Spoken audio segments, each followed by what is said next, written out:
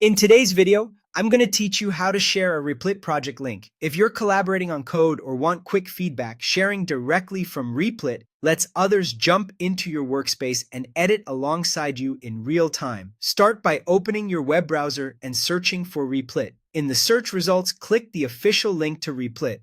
You'll recognize it by the replit.com address and the familiar branding. Avoid lookalike sites. You want to land on the real Replit homepage. On the homepage, click Login. You'll usually find this at the top right. If your browser already kept you signed in, you'll go straight to your dashboard. If not, continue to sign in.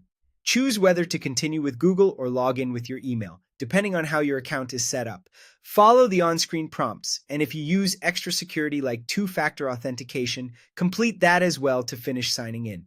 It helps to sign in with the account that actually owns the project you want to share. Once you're on your Replit dashboard, open the project you plan to share. Click its title to enter the workspace. Take a quick moment to confirm you're in the correct project by glancing at the file tree and the project name at the top. This prevents sending the wrong link.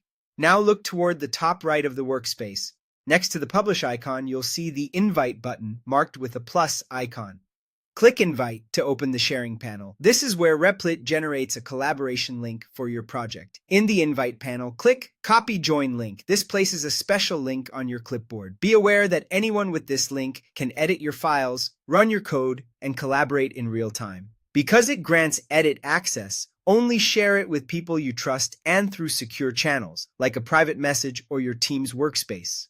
If the interface mentions permissions, keep in mind that this specific join link is intended for collaborators, not just viewers. Paste the link wherever your collaborators will see it, and you're done. They'll be able to join the project immediately after opening the link, without you needing to send separate invitations. If your team spans different time zones, it's a good idea to add a short note about what you want reviewed or which files to focus on to keep collaboration efficient. That's all there is to it.